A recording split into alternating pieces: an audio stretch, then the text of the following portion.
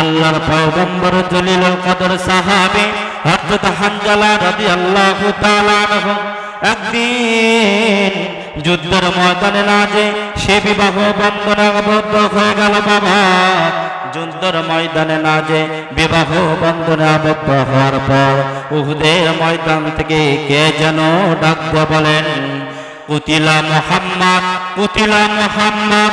এমন অবস্থা যখন হানজালা রাদিয়াল্লাহু তাআলা আনহুর কানে এসে পৌঁছাইলেন, হানজালা রাদিয়াল্লাহু তাআলা আনহু গোসল করার জন্য যখন মুখের ভিতর পানি দিলেন, পানিটা ফেলে দিয়ে স্ত্রীকে ডাক দেবেন, স্ত্রী রে, আমাকে জলদি করে তরবারিটা দাও, আমি যুদ্ধের ময়দানে যাব।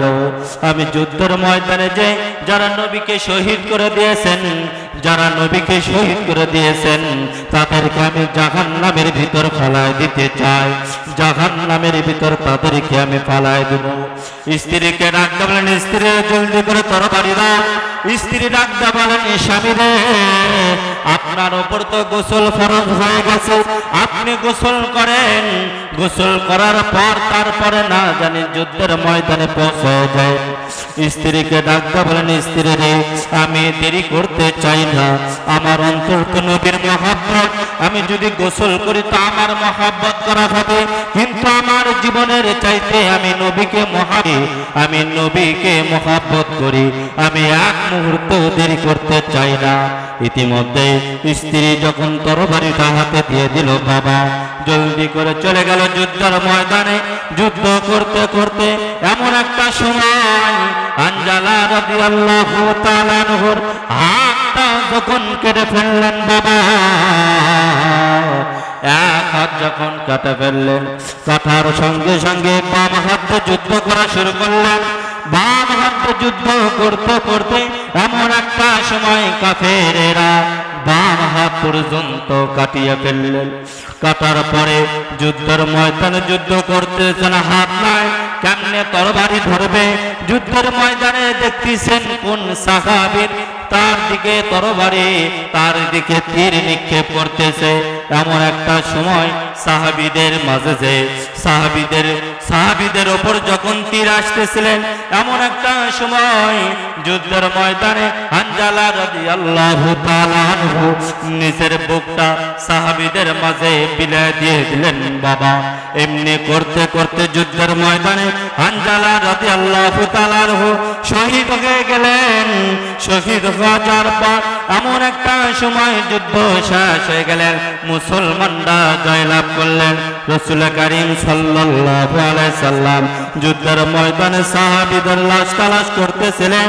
শহীদদের লাশ তালাশ করতে করতে এমন একটা সময় খেয়াল করে আওরা কেশ পাগল বেশ একটা মহিলা দূর থেকে দৌড়ে আসতেছে, আর ডাকটা বলতেছেন, ইয়া রাসূলুল্লাহ, ইয়া হাবিবাল্লাহ, আপনি হানজালার লাশটা দাফন করবেন না, হানজালার লাশটা আপনি দাফন করবেন না। ডাকটা বলতেছেন, মা আপনি কে? আপনাকে তো আমি চিনতে পারলাম না।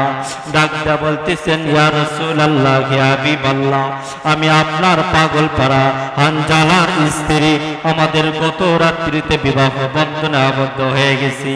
হানজালা রাদিয়াল্লাহু তাআলা আনহু আমার সঙ্গে বাসর করার পর সে যখন শুনেছে আপনি নাই, আপনি দুনিয়ার বুকে নাই, এই জন্য সে গোসল না করে যুদ্ধের ময়দানে আসিয়াছে।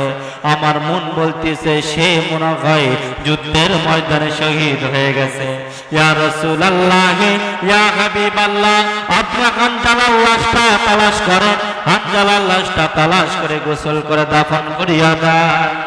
হযরত মুহাম্মদুর রাসূলুল্লাহ সাল্লাল্লাহু আলাইহি সাল্লাম সাহাবীদেরকে বলতেছেন, দেখো হানজালার লাশটা কোথায়?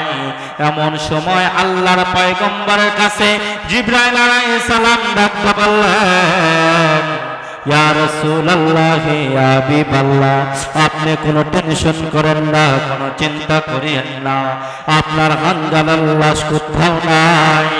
আপনার হানজালার লাশ তো আর সে মহল্লা জান্নাতের ভিতর রহমতের পানি দিয়ে রহমতের ফেরেশতারা গোসল করাইতেছে।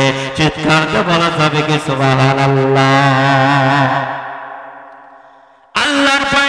কিছুক্ষণ পর লক্ষ্য করেন, দেখেন সত্যি এখন জালাল্লাহ দুনিয়াতে নিয়ে আসা হলো। দুনিয়াতে নিয়ে আসার পর দেখে তার দাড়ি দিয়া টপ টপ করে জান্নাতের পানিগুলো উহুদের ময়দানে পড়তেছে। চিৎকার দিয়ে বলুন সুবহানাল্লাহ। শুধু তাই নয়, আল্লাহর পয়গম্বরকে এতটা মহব্বত করেন সাহাবীরা, এতটা ভালোবাসেন, আল্লাহর পয়গম্বরের জন্য নিজের জীবন পর্যন্ত বিলিয়ে দিতে দ্বিধাবোধ করে নাই। আল্লাহর পয়গম্বরের শান আর মানে তাদের নিজের জীবন বাজি রাখতেও দ্বিধাবোধ করে নাই। দুইজনে তার স্ত্রীকে তালাক দিয়েছে, তারা দুইজনে তাদের সন্তানকে ইতিম করতেও কোন রকমের পিছপা হয় না।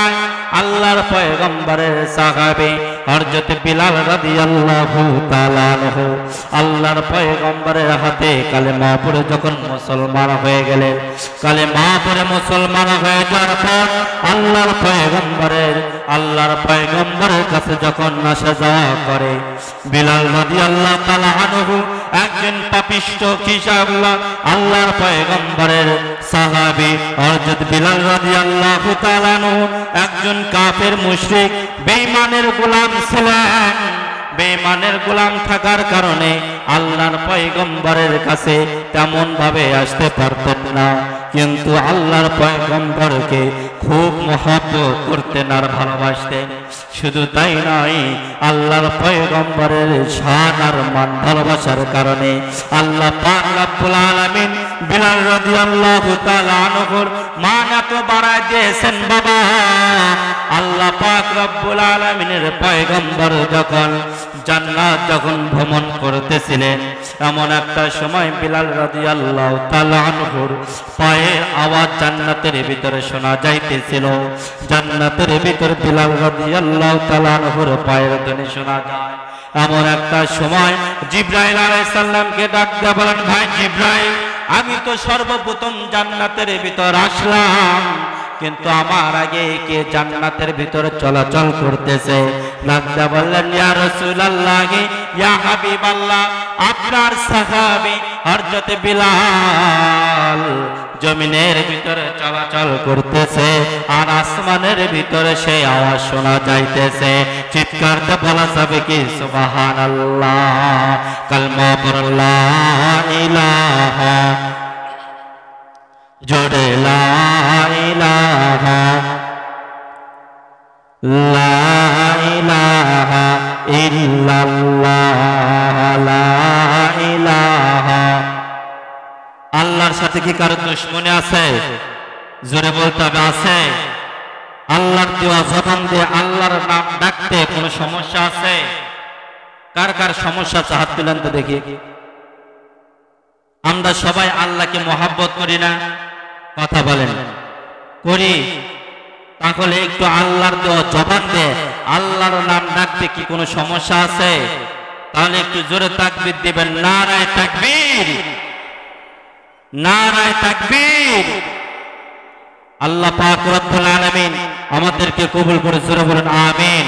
একটু আল্লাহর দেওয়া জবান দিয়ে আল্লাহর নাম ডাকি, লা ইলাহা, লা ইলাহা ইল্লাল্লাহ, লা ইলাহা, লা ইলাহা ইল্লাল্লাহ মুহাম্মাদুর রাসূলুল্লাহ সাল্লাল্লাহু আলাইহি ওয়াসাল্লাম। কথা বলতেছিলাম, আল্লাহর নবীকে মহব্বত করা লাগবে কি লাগবে না? আল্লাহর নবীর মহব্বত আমাদের অন্তরের ভিতর লালন পালন করার দরকার আছে না নাই? আল্লাহর নবীকে মাইনাস করে কি কেউ মুমিন হইতে পারবে? আল্লাহর নবীকে কেউ মাইনাস করে কি আল্লাহর মুত্তাকিন বান্দা হইতে পারবে? কেউ মুসলমান হইতে পারবে? আল্লাহ পাক রব্বুল আলামিন ডাক দিয়ে বলেন, ওয়া মা আরসালনাকা ইল্লা রাহমাতাল লিল আলামিন। আমি যত জায়গায় রব্বুল আলামিন, তত জায়গায় আমার পয়গম্বর রাহমাতুল লিল আলামিন। জোরে বলুন সুবহানাল্লাহ। শুধু কি তাই, আল্লাহর পয়গম্বরকে আল্লাহ পাক রব্বুল আলামিন এত মান আর মর্যাদা দিয়ে রাখছেন। আল্লাহর পয়গম্বরকে ভালোবাসার কারণে মহব্বত করার কারণে সাহাবীদের লাকাব লাগায় দিয়েছে রাদিয়াল্লাহু তাআলা আনহুম। জোরে বলেন সুবহানাল্লাহ। আর আল্লাহর নবীকে ভালো না বাসার কারণে তাদের নামটা হয়েছে কাফের আর মুশরিক। কথা বলেন ঠিক কিনা? আল্লাহর নবীকে মহব্বত করেন এতে তাদের স্থান হয়েছে জাহান্নামের ভিতর। আল্লাহর পয়গম্বরকে মাইনাস করেছে এতে তাদের স্থান হয়েছে জাহান্নামের ভিতর। কথা বলেন ঠিক কিনা? আল্লাহর পয়গম্বরকে মাইনাস করে কেউ মুত্তাকিন হইতে পারবে না। আল্লাহর পয়গম্বরকে মাইনাস করে কেউ যদি মুসলমান দাবি করে সে মুসলমান হইতে পারবে না। কথা বলেন ঠিক কিনা? আল্লাহর পয়গম্বর আলাইহিস সালামের শান আর মান মর্যাদা এত বেশি দিয়ে রাখছেন, আল্লাহ পাক রব্বুল আলামিন বলেন আমার নাম যেখানে আমার নবীর নামও সেখানে। জোরে বলেন সুবহানাল্লাহ। আল্লাহ পাক রব্বুল আলামিন কালেমাত তাইয়্যিবা দিয়ে রাখলেন আর বললেন লা ইলাহা ইল্লাল্লাহ মুহাম্মাদুর রাসূলুল্লাহ। সমস্ত পয়গম্বর সমস্ত নবী এবং রাসূলের নামটা ছিল এরকম, আদম সফিউল্লাহ, ঈসা রূহুল্লাহ, কিন্তু কারো নামের শেষে রাসূলুল্লাহ লাগানো ছিল না। কিন্তু আল্লাহ পাক রব্বুল আলামিন আমার আপনার পয়গম্বরকে এতটা মহব্বত করেন, এতটা ভালোবাসেন, আল্লাহর পয়গম্বর আলাইহিস সালামের মান আর মর্যাদার কারণে আল্লাহ পাক রব্বুল আলামিন কালেমার ভিতর লাগায় দিয়েছেন লা ইলাহা ইল্লাল্লাহ মুহাম্মাদুর রাসূলুল্লাহ। চিৎকার দিয়ে জোরে বলা যাবে কি সুবহানাল্লাহ? আমাদের নবীর মান আর মর্যাদা কম না বেশি? নবীর উম্মত হয়ে এত আসতে বললেন, মান মর্যাদা বেশি না কম? জোরে বলতে হবে বেশি না কম? শুধু কি তাই, আমাদের পয়গম্বর উম্মত হওয়ার জন্য অন্যান্য নবীরা পর্যন্ত দরখাস্ত দিয়েছে। অন্যান্য নবীরা পর্যন্ত বলেছেন ইয়া রব্বে কাবা, আপনি আমাদেরকে একটু বিশ্ব নবীর উম্মত বানায় দেন না গো মাওলা। কিন্তু একজন পয়গম্বরের দোয়া কবুল হয়েছে, কিন্তু আর কোন নবীর দোয়া কি কবুল করছেন? করে নাই। আল্লাহ পাক রব্বুল আলামিন বলেন এমন একটা পয়গম্বর পাঠায় দিয়েছে, এমন একটা পয়গম্বর আমার বন্ধু হিসেবে দুনিয়ার বুকে দিয়েছে, যেই পয়গম্বরের মান আর মর্যাদার কারণে আমি রব্বে কাবা জান্নাত সাজাইব অন্যরকম ভাবে। আমার পয়গম্বর উম্মত দিয়ে পয়গম্বরকে দিয়ে আমি জান্নাত উদ্বোধন করব। চিৎকার দিয়ে বলা যাবে কি সুবহানাল্লাহ?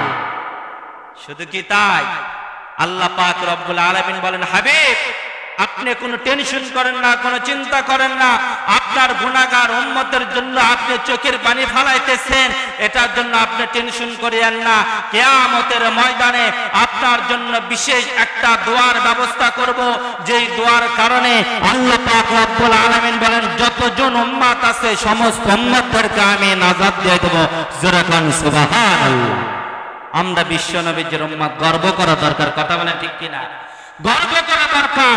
আমরা মুহাম্মাদুর রাসূলুল্লাহর উম্মত, কিন্তু আমরা সেটা গর্ব করতে পারি না। গর্ব করি কি, আমি অমুক নায়কের পিএ, সেক্রেটারি, আমি বাজারের সর্ব বড় দোকানের মালিক, আমি সবচাইতে বড় দোকানের মালিক, আমি তিনতল বাজারের উপর আমার একটা বড় দোকান আছে, গর্ব করি আমরা। কথা বলেন ঠিক কিনা? আমার ছেলে বড় একটা ডাক্তার, বড় একটা ইঞ্জিনিয়ার, গর্ব করি। কিন্তু বিশ্ব নবীর উম্মত হয়ে এটা গর্ব করতে পারে না যে আমি মুহাম্মাদুর রাসূলুল্লাহর উম্মত, আমি মুহাম্মাদুর রাসূলুল্লাহ আমার পয়গম্বর, এটা গর্ব করতে পারে না। কথা বলেন ঠিক কিনা? শুধু কি তাই, আমরা গর্ব করি এটা করেছি ওটা করেছি। আপনি কয়টা সুন্নত মেনেছেন? আপনি কয় ওয়াক্ত নামাজ পড়েছেন? কয়টা সন্তানকে আলেম বানাইছেন? এটা আমাদের গর্বের বিষয় হয় না। কথা বলেন না কেন? ঠিক কিনা? আমরা গর্ব করতে পারি না। যেই গর্বটা দুনিয়ার বুকেই শেষ, আখিরাতে কার্যকর হবে না, সেই গর্ব নিয়ে আমরা ব্যস্ত, সেই অহংকার নিয়ে আমরা ব্যস্ত। আল্লাহ আমাদেরকে বোঝার তৌফিক দান করে। জোরে বলেন আমিন।